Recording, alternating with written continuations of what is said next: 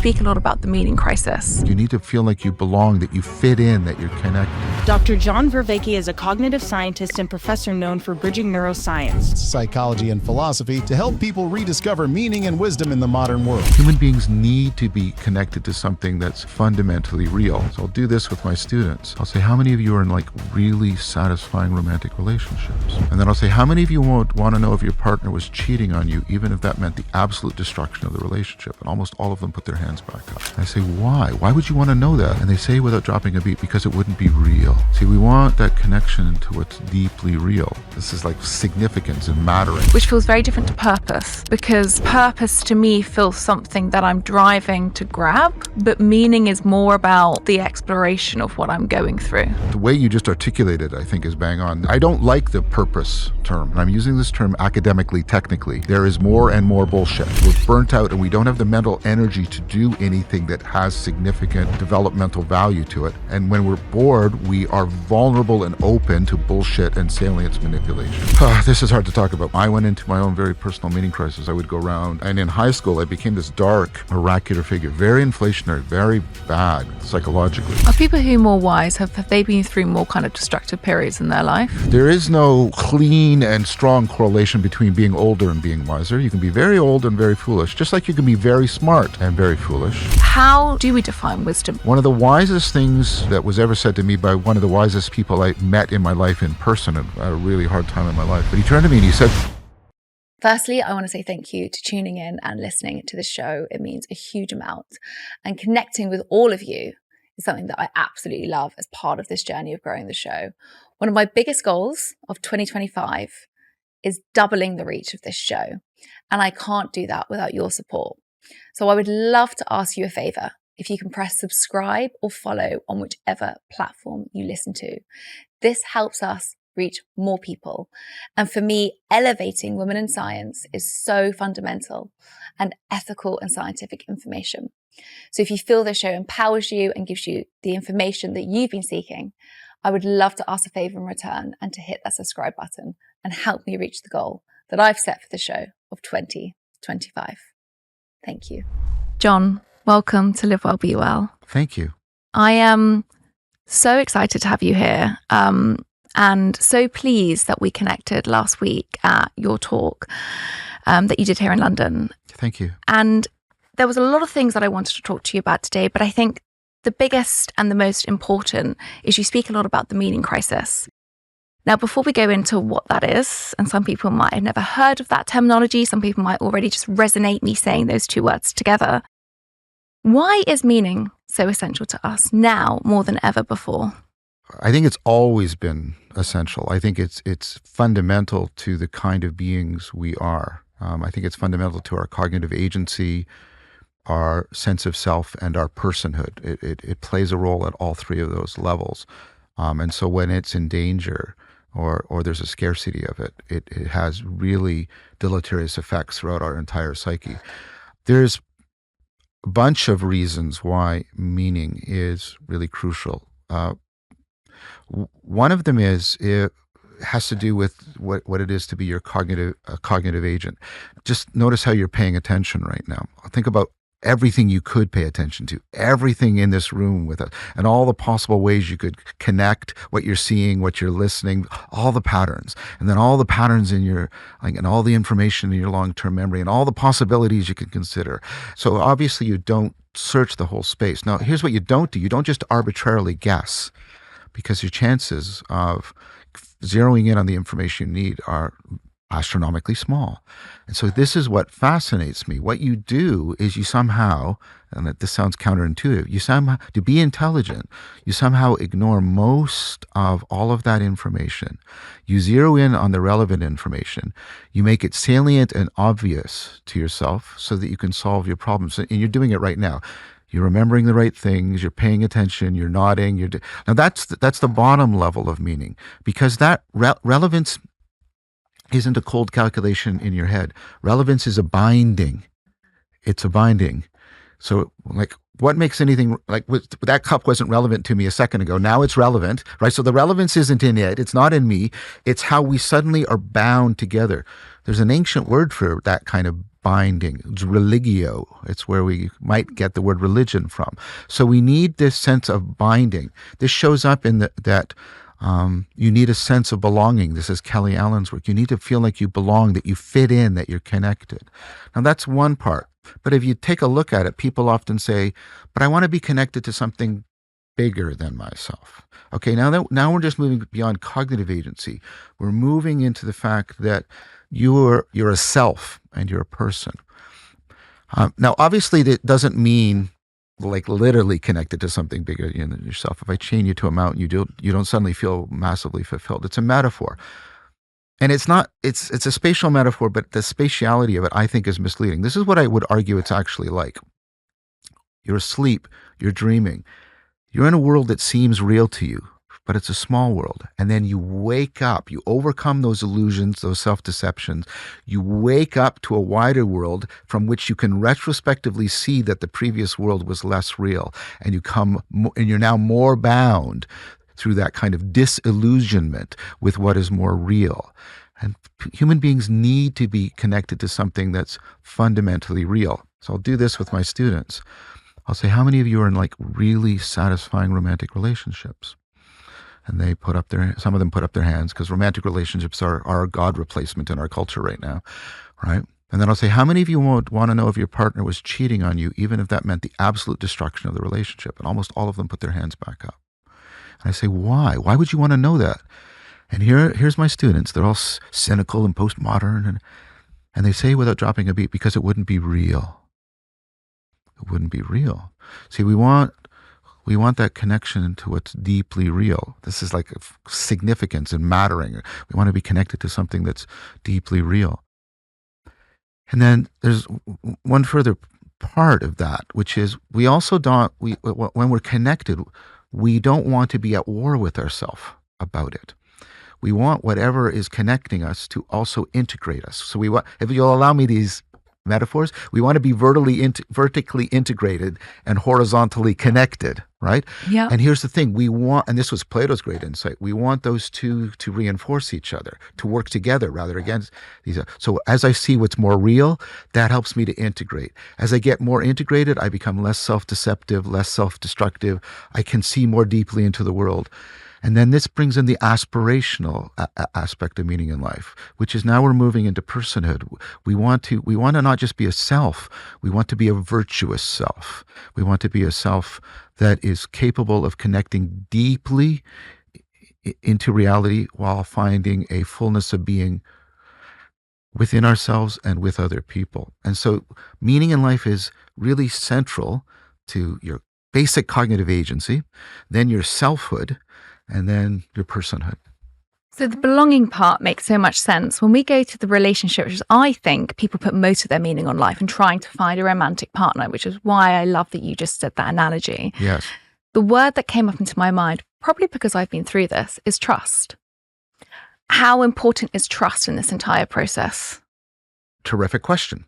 And we're going through a trust apocalypse right now. Yes, exactly. Okay, and that's part of what I would criticize as wrong with the standard concept or meaning in life, the everyday concept or the standard scientific construct. It doesn't address this dimension. So meaning has to be shared to exist. So this is a famous argument by Wittgenstein. There's no such thing as a private language. Words mean whatever I want them to mean. It's like, no, if we don't share it, then it doesn't have meaning. It's meaningless. It's meaningless. So there's right? And then there's two other things. Meaning is not a purely descriptive term, like that's water. Okay? Meaning is a descriptive and prescriptive term. It's like rational. When I say you're rational, I'm not just describing you, I'm praising you. And if you say, hey, if I say to someone, Sarah's life is really meaningful, I'm not just describing it, I'm praising it. I'm recommending that people try to learn from it. They pay attention to it. They might have to correct themselves in contrast to it. Okay? So let's hold those two things together. It has to be shared, and right, there's this, I'll use one philosophical jargon here. There's a normativity here. We're constantly measuring our meaning in life to make sure, right? Is it living up to standards, right? Trust involves both of those. If I trust you, right? There's a shared meaning in life between us. Yeah. And I know that you are holding yourself to a standard that I am trying to hold myself to. So we can disagree about a lot of stuff, but if we have a shared meaning in life, and people use words like vision and values, but those aren't really the right words. If we have a shared meaning in life, and we both know that we are coordinated in our aspiration to get closer to what's true and what's good and beautiful, then you trust people. That's why I want to describe an experiment to you. Okay, go. Go. So you bring in a chimp, and there's a box, and it's completely opaque. You can't see it. And there's a scientist there, pushes levers, pulls button, like he's doing buttons and levers and all kinds of switches. And at the very end of all this very complex pattern, a chocolate or a candy or something the chimp wants is released. He has to do it a couple times, and then almost like really impressively, the chimp can do the whole sequence. And whoa, they're really smart. You bring in the 4-year-old girl, and I often feel like I'm sort of carrying a human flag and cheering for her, right? And she comes in, does this, the scientist repeats the same thing, and it only takes her 1 or 2 viewings, and she can do it. And you go, so, right? Now we go to the second phase of the experiment. You bring the chimp in, and it's the same box, but it's completely transparent plastic, and it is obviously apparent that the only thing that releases the grape is the last thing the scientist does. The chimp watches this, the scientist doing all these things that don't cause the grape to release, gives the human being this sort of like, what's wrong with you? And just does the last thing. And go, whoa, that's smart. The little girl comes in, transparent box, scientist does all that. She does everything the scientist does. She mirrors. Right, because she trusts that he knows things that she doesn't know, but that she should know, and he shares, right, a connectedness to solving problems. There's a shared meaning there, and there's a shared aspiration, and so she trusts, and so she plugs into our superpower. She plugs into the fact that we don't have to carry around most of our knowledge or most of our processing power inside of our head. We carry it between all of us collectively. That's our superpower. Wow. And that's really what defines us from other animals, look at me. other species, Look right? at me. Look at me. Look at me. I'm a pathetic animal, right? Like I don't have claws. My teeth are nothing. My jaw strength is weak. I teeter around on 2 feet, exposing all my vital organs above the grass on the savanna so the predators can see me for miles. Here I am, right? But you get a bunch of us together with some pointy sticks and some trained dogs, and we can kill everything on the planet.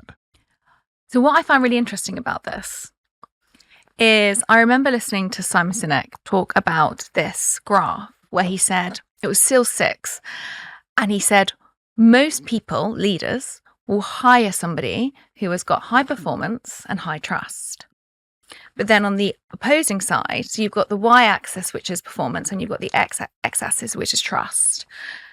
You can measure performance, but how do you measure trust? And actually what we're seeing is that we'd rather have someone with less performance and higher trust. Yes, we do. Because they're better leaders. And we've lost the primary mechanism by which we establish trust, which is what are called credibility enhancing displays, which is we find people that we initially hold in high regard for some reason. We consider them wiser than us, and then they do things that make no sense to us.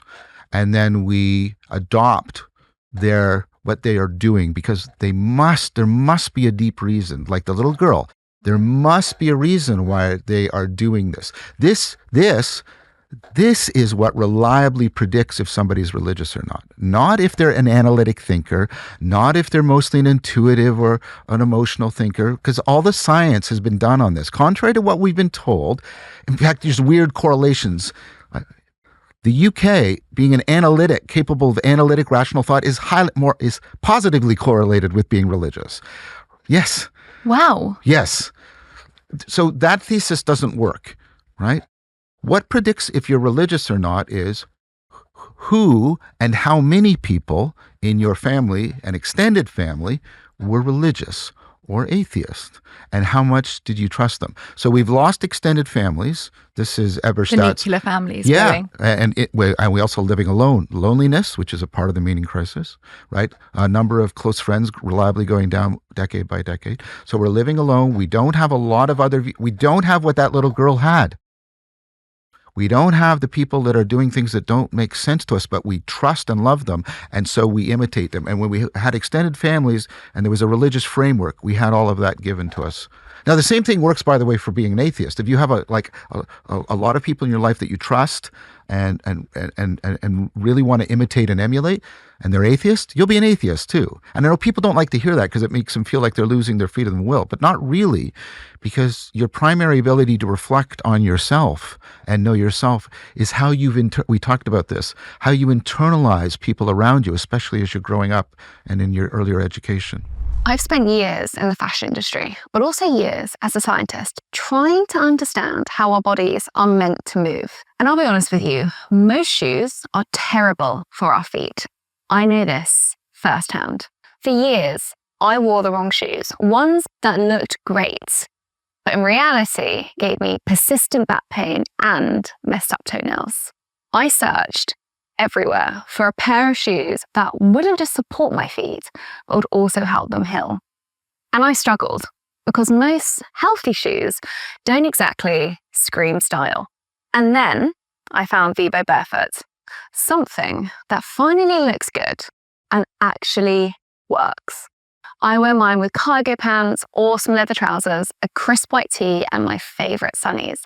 Not only do they feel great, but they really fit my style.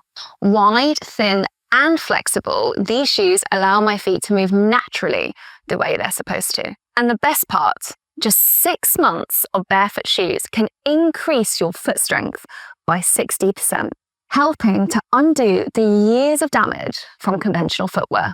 Now, if you've ever had the same problem and tried to find a shoe that supports your body without sacrificing style, then this is it. Try Vivo Barefoot for yourself and feel the difference. You can get 20% off if you use the code LWBW20 at vivobarefoot.com, where the T's and C's apply.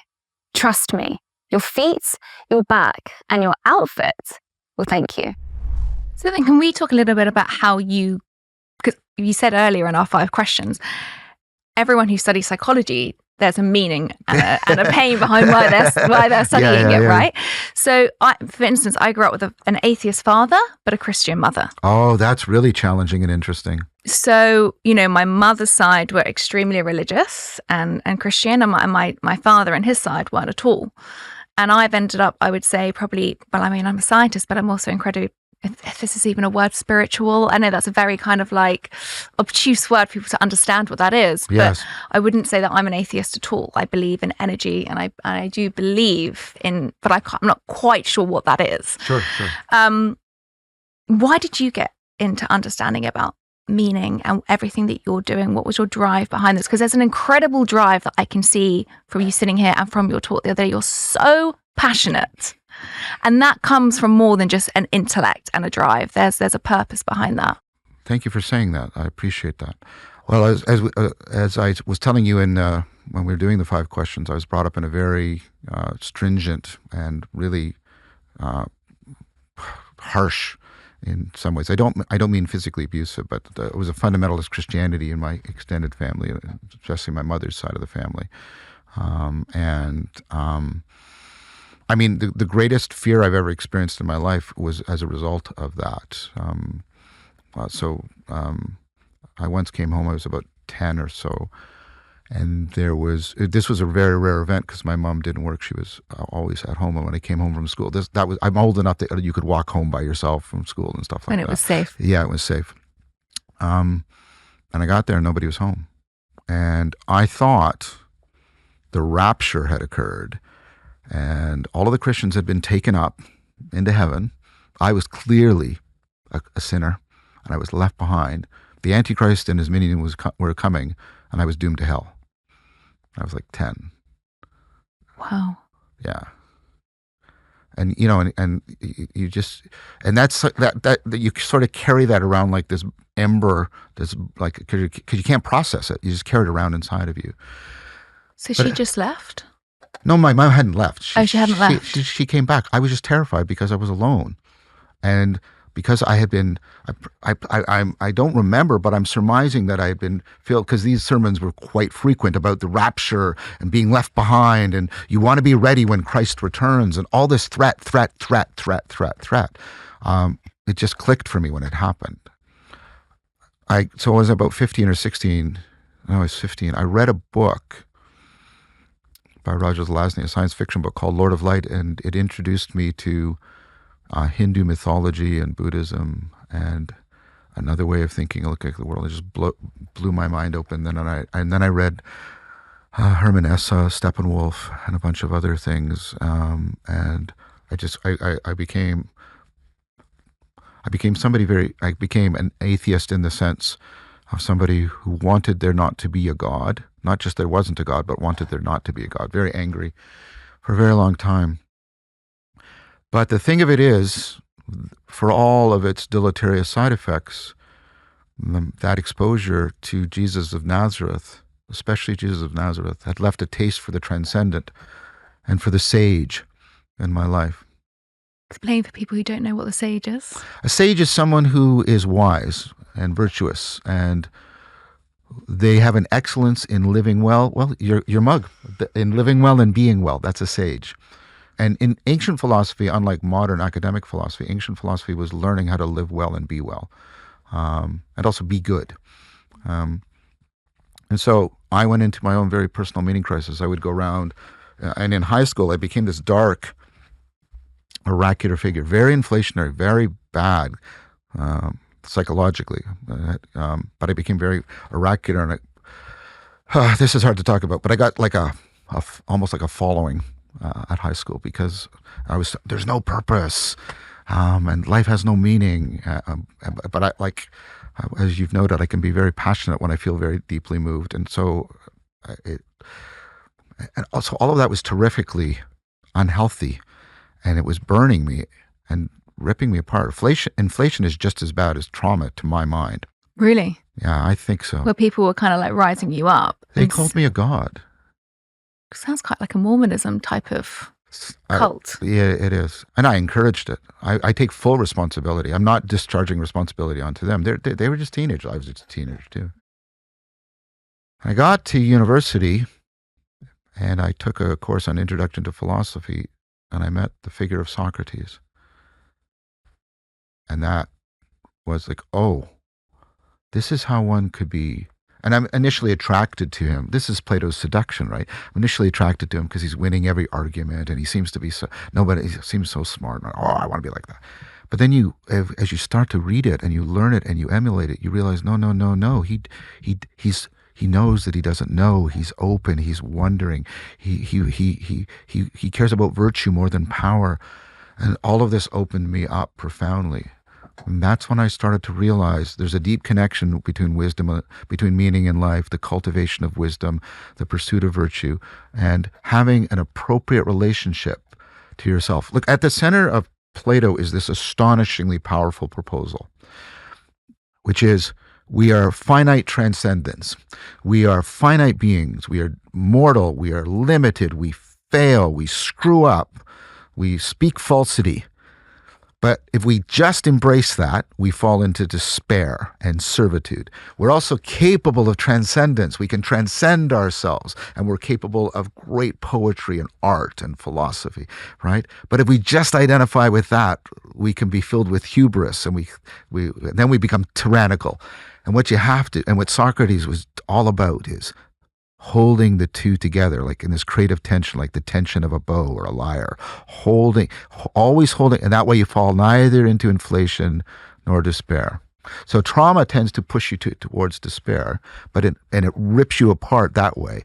Inflation pushes you towards this other thing, like Kurtz in The Heart of Darkness, the horror.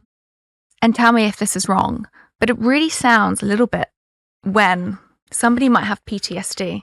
Yes. And they're trying to transcend to the other side, yes, into the hope, yes, but the hope can feel very lost. That's right. And as you're telling me that story, this is kind of what was coming into my mind. Yeah, I mean that's very much the case. I mean, the thing with PTSD is exactly Post-traumatic growth, right? You know about this, right? You have to somehow tap into the transcendence side because people have suffered a profound kind of humiliation. I mean, I tend to, I'm gathering evidence around this with other people, some of my RAs, that the central traumatic event is a kind of moral injury. The idea that the just world hypothesis has been deeply violated for these people.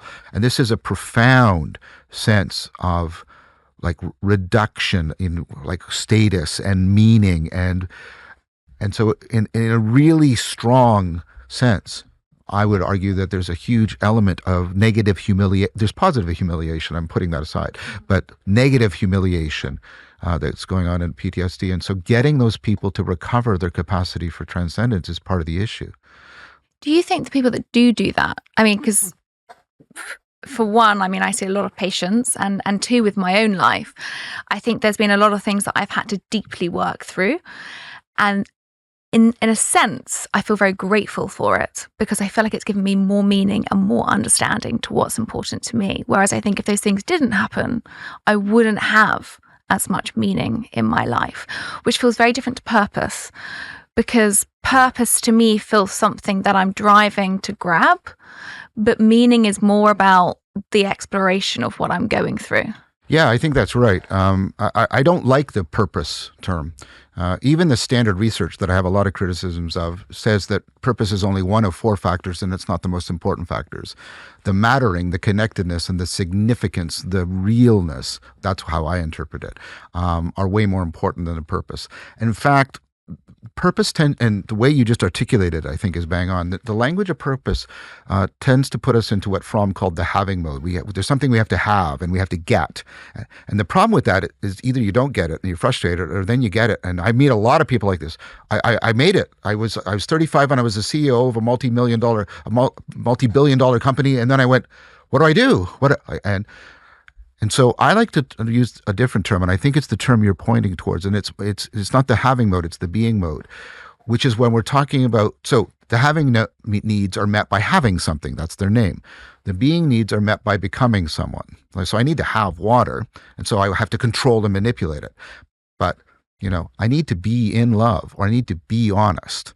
And that comes from development and encountering. And so if you think of purpose, you tend to think of something you have to have. But if you think of orientation, you need something that orients you, that gives you like, and people use this metaphor, a moral compass. But if you allow me to extend the metaphor, it's a moral meaning compass, right? If you have a moral meaning compass and you can orient, and what you really want is, you don't want to get somewhere. Well, this is what I'm going to propose. What you want is, right, to be wise. You want to be able to, whatever the situation, you orient to it appropriately. You zero in on what's most relevant, and then you shape your agency so you take on the most role and meet the responsibilities that the situation is demanding from you. So I had this conversation with a friend yesterday who is struggling with certain decisions in her life. And I know values can be, again, like misconstrued, like you said, but something that has really helped me in the last couple of years is understanding for me what is the most important aspect. So for instance, honesty. Yes. Is something that's really, really critical to me. And I have 5 of these. And now every decision that I make has to align with these 5 things. So it sounds to me that those are virtues, not values. Value is something that you want. I mean, if we use the term the way it's intended to be used, I want it, I value it. Virtue is a constellation of many different kinds of knowing. Virtue involves, so if you're honest, I'll use your example. You have to believe certain things, right? You also have to have certain skills. Being honest doesn't mean you just blurt out whatever happens to be in your head. You have to have a lot of skills. You have to have virtuosity. It means you also have to take the right state of mind that orients you in a situation. Like, what state of mind should I be in given this situation? How should my consciousness be shaped? What should I be paying attention to? What should I be noticing? What should I be ignoring? And then there's an aspect of it that is a character trait. You have to build up a network of habits that will enable you, right, to go into the situation and participate it in the right way. That's a virtue. The word value doesn't capture all of that at all. The word value is just points to the sort of affective satisfaction dimension of something. That's why I don't like the term. And it's completely subjective. Values are subjectively oriented. We talk about it's my values. Virtues are not subjectively oriented. They're oriented towards reality. Virtues are oriented towards maturation, facing up to reality. Values can be possessed by a 2-year-old. Absolutely. And they didn't always lead to the right actions. That's right. I think a lot of people can talk very openly now about, well, these are my values, but don't also mirror them in themselves. Well, and it's also that. It's like, I often tell people, don't tell me what you believe, tell me what you practice. Don't tell me what you value, tell me who you aspire to be like. So a big part of that is that you mentioned this earlier about loneliness. So we are sadly coming into a loneliness epidemic. Yep, it's one aspect of the meaning crisis. So the interesting part of this is that... Just for a sec, think about all this. Yeah. You've got a trust apocalypse, a lack of belonging, loneliness, fewer friends, addictions going up, right? Mental health, anxiety. Yes. Well, I've literally got some stats here. Mental health issues like anxiety and depression are on the rise. In the UK, rates have doubled among 16 to 24-year-olds. So that's my most worrying from 2000 to 2019. Really? Yeah. The CDC in the United States, the rate at which suicide is being pursued has now dropped into single digits within children in the United States. So 8 and 9-year-olds are committing suicide. That's awful. Yeah. I've got here, suicide is the third leading cause of death in the world. Yeah. With one suicide happening every 49 seconds.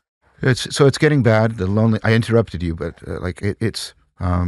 so when I say the meaning crisis, it's this whole entire hornet's nest all at once. So sorry for interrupting. Well, no, because I think this all really ties in. There's kind of like 10 questions that can all be placed into one quite well. But it's this like paradoxical moment that we're in, because I came to a talk with you around, the future of wisdom with AI. Yes. We're in this ever-evolving world now of AI, which in a weird way, we're more connected than ever before digitally. Yes. But we are I believe, more disconnected from ourselves in our bodies more than ever before. Yes, I frequently talk about the 3 dimensions of disconnection. We're disconnected from ourselves, we're disconnected from each other, loneliness, no true friends, and we're disconnected from the world. People are experiencing burnout. They vacillate between burnout and boredom, and they feel that and I have to use this term, and I'm using this term academically, technically, there is more and more bullshit. There is more and more bullshit, and that's reflected in the trust apocalypse. Well, I think there's more and more bullshit because I also think that we're becoming busier and busier and busier, but in a way, it's becoming meaningless. Yes, exactly. So Hartmut Rosa talks about this, what does he call it, dynamic stability. We have to grow our economies just to not have them, so they won't fall apart. It's right. So we used to have this notion of progress, which is, well, we were growing economically because we were going to have the city of God, Jerusalem on earth. We were going to, right, and we were going to reach the utopia. If we knuckle down and work hard, we're very Protestant, right, then we will get there, right? And we're working harder, and we careen between a burnout that does not give us the time to reflect and cultivate rationality and being more reasonable, being more virtuous, being more trustworthy and trusting, right? And then we careen into boredom because we're burnt out and we don't have the mental energy to do anything that has significant developmental value to it. And when we're bored, we are vulnerable and open to bullshit and salience manipulation. And then we feel all the bullshit, and it makes it feel like the world is closing in around us in an aggressively noxious and malevolent manner. And so we cocoon in, and I'll hold on to my meaning, and if I can just work harder for me and my kids, and I'm not trying to make fun of that. I'm trying to express deep, I hope, sympathy. It's like, yes, but the thing is, that's a tragedy of the commons. If each one of us does what seems like, well, this is the best thing I can do, we all massively suffer. Like if the stock market, I'll sell because the stocks are going down. If everybody does that, then the stock market crashes. That's the tragedy of the commons. And we're into a tragedy of the commons around meaning in life. I think as you're saying that, the burnout to the boredom, to then also this epidemic of loneliness, and also the reduction of people having children. Yes. I'm 35. I don't have a child. Yeah. I'm one of many of my friends that hasn't had children. Yeah. And And it's such an interesting paradigm that we find ourselves in, way different to my parents' generation. You know, my mother got married at 19. So very, very different. Like why do you think we've kind of ended up here? Well, a lot of the things we've been talking about, there's a lot of economic things, and I'm not an economist, so I just note them. I don't have any competence to pronounce on them with any expertise. But, well, two things. So backwards, you probably didn't live in much of an extended family as your mom or dad did. So you've lost that. We talked about that. You don't have and I'm not condemning you, I'm just observing, you don't have a wide repertoire of role models that were given to you naturally in your upbringing. You have a diminished. And then you're not having a child. Again, I'm not criticizing you, but having a child is one of the most developmentally powerful ways of challenging egocentrism. And so we have two things that used to really challenge our egocentrism. We used to have elders that we listened to the language, looked up to, and then we're not having children, and so we don't have to do the self-sacrifice that comes with if you're trying to be a good parent. And so with those two mechanisms removed, our psychology is really significantly truncated in its development. And that makes evolutionary sense. We evolved, hundreds of thousands of years where those two things were very much the dominant realities of our life. And we are here because we are in a situation of dynamic stability. We all have to work harder and harder and harder. And we have to be manipulated. I'm not a Marxist or anything like that, but we have to be manipulated. I have to try and convince you that as many as possible I can that your being needs will be satisfied by you having something. You need to be mature. Here's a car. You need to be in love. Have more sex, right? You need to be happy. Eat a lot of sugar. And so so advertising, which is largely socially approved of bullshit, right, is pervasive. And what we have is we all have to work harder because we're in that trap of dynamic stability. And we are more and more convinced we're thwarted in that we're having to, the economy depends on giving us desires we didn't previously have. I also feel though now more than ever before, we're all on this kind of individual mission to find meaning in life. And we think about it as an individual possession that we somehow have, right? But meaning has to be shared, and it has to be aspired to, and it has to, the way you described it, the way I would describe it too, living in this culture is, well, it's my meaning in life, and I have to have it. It's a completely individual, completely subjective thing, and it's just its own thing. It's like a possession. If you had said this to any other culture, or even our own philosophical history, they would look at you and say, "What? But where's wisdom? You can't get eudaimonia. You can't get happiness. I don't mean pleasure, but you can't get meaning in life, happiness, unless you're cultivating wisdom, and that has to be done with other people because we are all very bad at correcting ourselves. Right.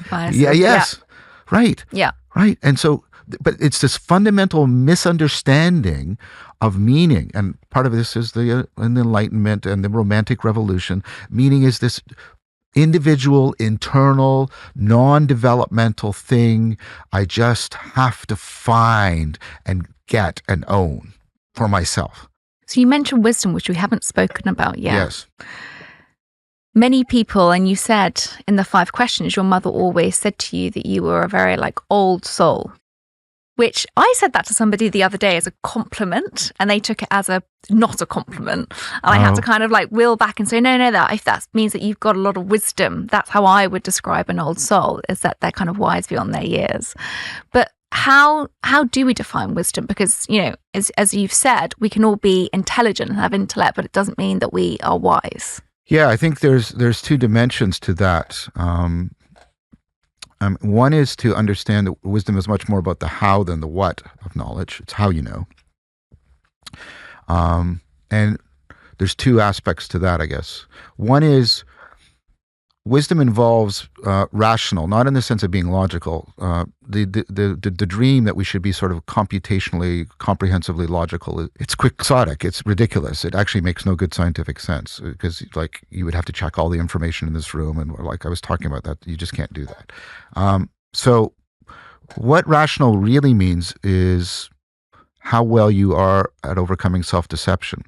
Precisely because you're doing that relevance realization I talked about earlier, but precisely because your adaptivity, your being so powerfully intelligent is dependent on you ignoring so much information, you are perpetually vulnerable to self-deception because sometimes you ignore the information that actually is what is needed to address your problem.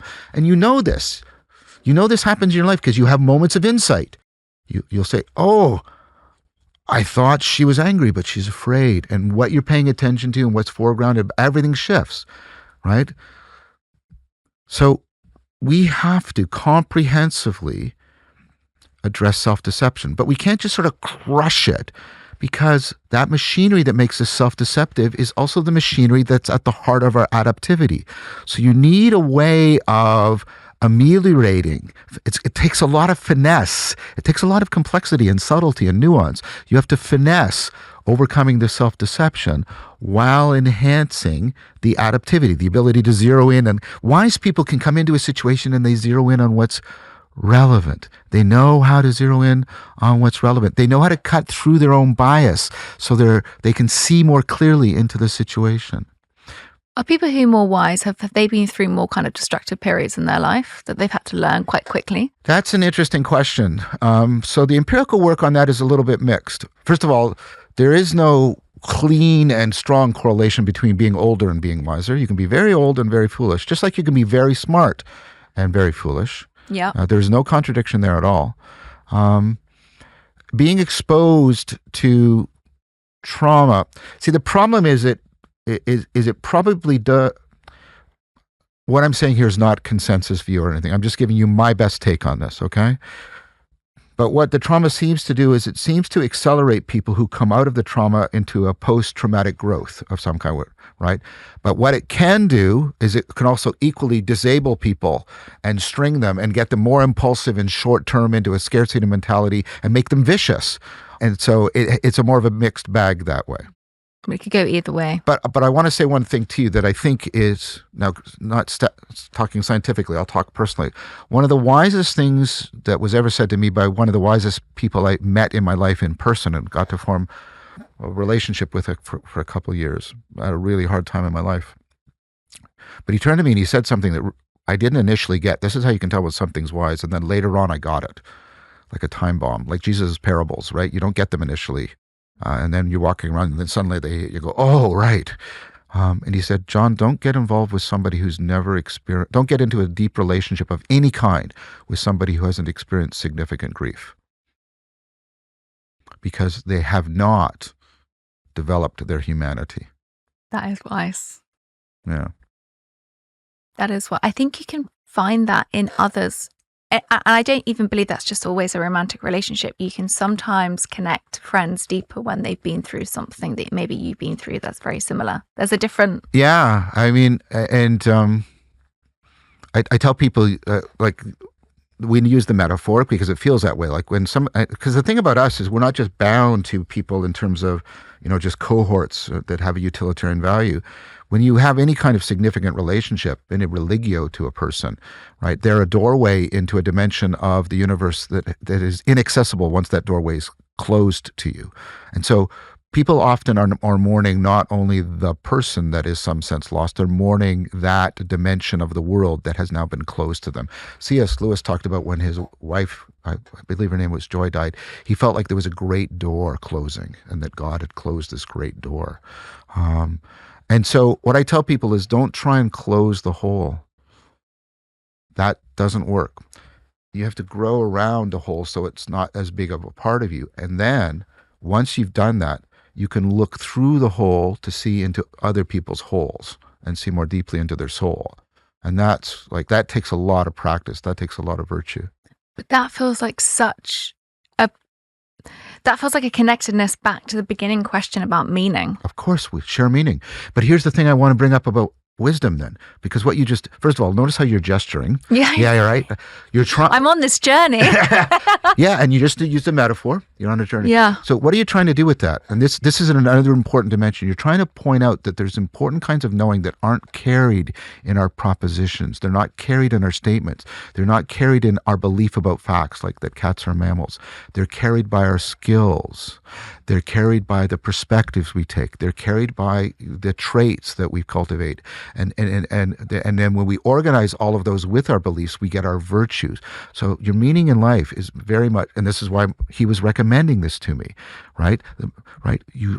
If you want to trust somebody, you have to have a shared meaning, and you have to know that they have cultivated virtue. That's what he was telling me. And when those virtues aligned, then Yes. that brings a lot of meaning. Well, I think if people are, I mean, I'm happy. I consider myself a Platonist. Well, I call myself a Zen Vedantic Neoplatonist. But I strongly believe that the Socratic idea about the unity of the virtues. Whenever we do some of these practices where we're getting people to focus on one virtue, and they almost always realize the virtues are all entangled with each other, and it's not just like they're different parts of a machine glued together. They come to realize that honesty is the way to be wise in that situation, and kindness is the way to be wise in that situation. Every virtue is the way to be wise, and yet you're constantly having to keep all the virtues connected to each other because they're always interpenetrating each other. Because in order to be honest, sometimes you really need to be courageous, but you also sometimes need to be compassionate, and you need to seek justice, and so on and so forth. They all come together. I think the one thing that we haven't spoken about, which is something that I think can be very misunderstood, and I'm wondering if you can kind of help with the greyness around this word, is intuition. Yes. Because I do think that there is, so let's just go back to a very simple scenario. Say your trust has been broken. Yes. And you've had a lot of learnings and a lot of growth, and you go back into the field, and then all of a sudden you're scared or you're feared. Is that your intuition? Or is that your knowing that of what you've learned and showing you the things that you need to stay away from? They can become very misleading. Okay, so there's a couple different things that we sort of smash together with the word intuition that more precise cognitive psychology, cognitive science pulls apart. One of them has to do with aspects of your memory, two, encoding specificity and transfer appropriate processing. And then what I would properly call intuition is your capacity for implicit learning. So we talked earlier about giving people a vocabulary so they can, like, things are confused together, they're fused, you have to pull them apart, and that way they can take on their proper function and proper relationship to each other. Encoding specificity is part of how your brain tries to remember things. Your brain stores the sort of the physical and embodied environment. So, classic experiment. You give 50 people a bunch of information. You tell them, study it. You're coming back in 2 weeks, you're going to get a test. You put 25, when they come back in 2 weeks, 25 go in the first room, 25 go in the second room. The people who get tested in the same room, on average, do better than the people who get tested in a different room. So this is a powerful adaptive thing because your brain is not just storing sort of generic information, it's storing specific places, right, in specific environments, but also is storing specific state. If you're studying for a test and you have a headache and you take an aspirin, when you take the test, take an aspirin. It'll improve your performance. Wow. So literally being in a different, gosh, that makes me feel, as a dyslexic, I always had to go into a separate room to everyone else. There you go. Now, there's another thing called transfer appropriate processing. Transfer appropriate processing is your brain tries to pay attention to, and notice what I said about wisdom earlier, not only what you're learning, but how you're learning it. So for example, I tell my students, if you know what type of question you're going to be asked on an exam, let's say it's a couple of long essays, study the material by practicing long essay answers. If you know it's going to be a bunch of multiple choice, go through your material, make for yourself a bunch of multiple choice questions or get somebody else to do it and test. You want to study the information in the same process by which you're going to have to use the information. And this is part of what wisdom is. Virtue is trying to do the right how that will transfer us to as many different real world situations as possible deeply. So it'll transfer broadly and deeply. Virtue originally meant that kind of power. It's a kind of power. It's a power term, actually. So where does intuition come in this then? Okay, so we pulled those away because what you're describing could be the person has encoding specificity, right? They go into a situation they go back to the place where there was the trauma. Okay, that could be encoding specificity. There could be some transfer appropriate processing, right? They're doing stuff like they used to do it in that situation, and that's calling up information they have not yet processed. So those. The next, what I would call intuition, is the result of what's called implicit learning. So implicit learning works like this. It's discovered way back when in 1967 by Arthur Reber, and it still replicates. So what you do is you create what's called an artificial grammar. It's just a set of rules arbitrarily for how you can string letters or numbers together. Like there has to be 2 vowels. There can't be more than 1 consonant. There has to be an odd number. Whatever. You just a bunch of weird rules. And you create these letter number strings for people. Like 12 digits long. You show them one, you show them another, you show them. Then you stop. And then you say, okay, now I'm going to give you a bunch of strings you haven't seen before. And you have to tell me which ones belong with the old ones you've seen. Because what you've done as an experimenter is you've taken that original grammar and you've generated some more strings. And then you've gotten a completely different one and generated alien strings. Does that make sense? Yeah. And what Arthur Reber and many people have found is people reliably score well above chance and saying, oh, that new one belongs with the old one. That new one belongs with the old one. That new one belongs with the old one. And when you ask them how they're doing it, you get one of 2 answers. One is, I don't know. Or the other is, they confabulate. They give you a rule or a method, and if you test that rule or method, it doesn't predict their behavior. So they either make something up or they admit they don't know. So it's by chance? No, it's not by chance, because what's happening is you have a neural network in you that can detect very complex patterns, right? Very, very complex patterns. And a lot of sort of psychic phenomena actually turns out to be very powerful versions of implicit learning going on. Wow. Yeah, the feeling of being stared at, the thing. Oh yeah, I know that feeling. Yeah, so you bring people into a room. So there was an experiment. They brought people into a room. They had them have earplugs in and nose plugs so they couldn't smell, and they're blindfolded. And periodically, people would come in and stare at them, and they would, I'm being stared at, and people were scoring significantly, reliably above chance. And they go, oh, we do have some ability. So that's basically what one would call an intuition, but you were calling it. Well, let me finish the experiment. Okay. Now you try to replicate it, right? And what were they doing in the original experiment? They were giving people feedback on how they were doing. So if people said, I'm being stared at, they'd go, yeah, you're right. And if I'm being stared at, no, sorry, you're wrong. Then they replicated the experiment. Well, they didn't replicate. They repeated the experiment. It didn't replicate. Because now they did it. They had people come in, right? And they didn't give the people being questioned any feedback at all. So they'd say, I feel I'm being stared at. No response from anybody. I don't think there's anybody there right now. No response. When you don't give people any feedback, their psychic ability completely disappears. They fall to absolute chance in their performance. Because here's what was happening in the first experiment. The researchers thought they were introducing people randomly into the viewing, but it was actually a complex pattern they were repeating. And what were people implicitly picking up on? The complex pattern. Now, here's the thing about your intuition, right? Your intuition is the result of that implicit learning. You can detect complex patterns, and you don't know how, and you don't know where, and you don't know why. That's your intuition. But here's the thing. That's the power of it. The peril of it is, this is Robert Hogarth's words, it doesn't distinguish between different types of patterns. So it doesn't distinguish correlational patterns from real causal patterns. It will pick up on complex correlational patterns that aren't real. And so when you don't like your intuition, you call it bigotry. You call it racism. You call it sexism. When you like it, you call it your intuition, but it's the same machine. And so what you have to do is you can't replace your intuition with explicit learning. If you go back to the original learning the strings, you tell people, there's a pattern in here, figure it out. their performance gets really bad.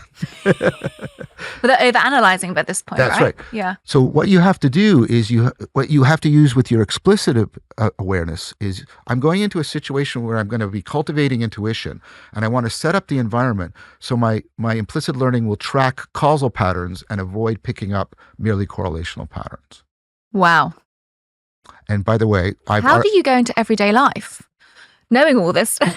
I'll tell you. You constantly. No, I'll tell you, because if you look at the conditions that Hogarth talks about, he says, well, what's the social thing we do to distinguish causal patterns from correlational patterns? It's called a scientific experiment.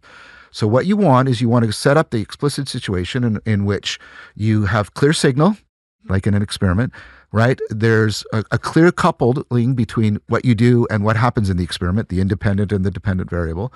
And error matters. You can falsify the experiment. So you should go into a situation where you're getting clear signal, your actions and the environmental response are tightly coupled, and error matters. You know what those conditions are exactly the conditions of? The flow state. Getting into the flow state. This is a thing I've published on with Leo Ferraro and Erin Hara-Bennett. The flow state, the conditions specified by Csikszentmihalyi for getting you into the flow state, are exactly the conditions that Hogarth says we need in order to educate our intuition, so it picks up on the real complex patterns and not the illusory ones. And the flow state is? The flow state to me feels like what you answered in the 5 questions of your hour and a half health transformation things that you do in the morning, but I'm probably completely wrong. No, I think you're right. And that was my answer. I cultivate. So the flow state is, you're feeling like you're deeply connected. The situation is very demanding. It requires all of your attention. You have to stretching your skills. And what you're doing, we argued, is you're getting like a jazz, and these are the things that induce the flow state, the jazz musician or the rock climber. You're constantly like reframing, you're constantly having moments of insight. You have to have a tremendous cognitive flexibility, and you're constantly adapting and look at what my hands are doing, and you flow. And so you're a martial artist. You feel radically at one with the environment. So I am one, right? And you're sparring, and your hand just goes up for the block, and your other hand has found the opening and is moving, right? And things like that. And so you feel radically at one. The world seems super salient, like it's brightly on color, right? It's vibrant and alive. It's like your ongoing sense of discovery. The sense of time Diminishes. Yeah. And the nattering narrative nanny that's in our heads, how am I doing? What does she think of me? Does she like me? How am I doing? I wonder if I'm blowing this. Is it good? How's my suit look? How am I doing? How am I doing? That falls away when you're in the flow state, because you're so focused on the world and not egocentrically focused on yourself. And you're cultivating insight, skills, and intuition of real complex patterns. So that's why it's so highly rewarding, because evolution has selected for that. Because the more you're in the flow state, the more you are empowering your cognitive agency. And the more often you're in the flow state, the more meaningful you will find your life. That is an amazing kind of full 360 to where we started. And I think so much about that you mentioned the word egocentric, is actually not looking at the meaning just within, is making sure that you're connecting to others, which is actually, I think, one of the biggest things that we're losing. Yes. And you really can't connect to others unless you're willing to have a shared meaning in life with them. And I actually relate to this in a really big way, because I talk a lot about self-compassion. That's a lot of what my work centers around within health. I believe it's, our mission foundation as health is self-kindness, which I relate to self-compassion. And I think within that whole analogy of self-compassion, it's connecting to common humanity, but it's also kind of forgiving ourselves in that process. Oh, totally. It's always the three connections: connecting to yourself more deeply, connecting to others more deeply, and connecting to reality more deeply. And for anyone who's listening to this thinking, okay, how can I find deeper meaning within ourselves and with others? I would say self-compassion, but what would you say? I think you need an entire ecology of practices, a whole bunch of different practices that can deal with the really radically, dynamically complex and evolving nature of your cognition. That's why you're so if you take a look at religions like the Eightfold Path, you have these 8 practices that are interwoven, and they're bound all together, and they're supposed to self-organize together. I don't get any financial benefit out of this, so I can make this completely virtuously. I help to organize and set up an online platform called Awaken to Meaning, where you can go and start learning some of these practices. You can do drop-in sessions. There's courses. The courses you usually have to pay something for because people have to devote a significant amount of their time. But there's Awaken to Meaning. I think it's .org, and there's a whole ecology of practices that you take up, and you want to take it up, if possible, with a couple of friends. I think that's one of the best things. I always say this within nutrition and the work that I've done is the reason why I don't agree with them, but the reason why the NHS funded something like Weight Watchers, even though I don't believe in the practices of how they align their food, is so much of the outcome of people losing weight is because it's done in a community and it's done in a group. The two things that predict that you will successfully engage in aspiration, like bring about real transformation to a better self, or have you internalized the sage? Are you practicing with other people? Or as the Buddhists would say, Buddha, Dharma, Sangha. So Buddha, Dharma, Sangha. Sangha. Sangha. Okay. Sangha is the community, Buddha. Dharma is the teaching, and the Buddha is the role model, the exemplar. So John, the last question that I ask, and maybe that's the answer, but I ask this question to all my guests because it's the name of the show, is what does live well, be well mean to you? Live well, be well means for me to cultivate wisdom and virtue as much as possible, individually and with others, so that I can be more and more like Socrates. Well, thank you for all of the work that you put into this.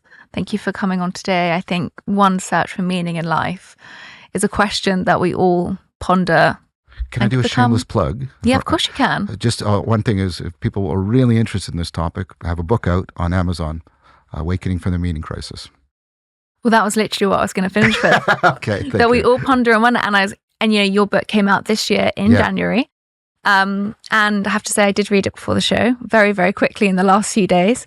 And it's one of those things that I think can sometimes feel so large in the question. And sometimes when something feels so big in perspective, we can shut down quite quickly. But actually, it's one of those things that I think can cause us the most pain when we don't understand it. So actually, the search for the meaning in the work that you've done is incredibly helpful and meaningful. So thank you for all the work that you do. Thank you, Sarah, and thank you for this rich and wonderful conversation. I've absolutely loved it. Thank you for your time.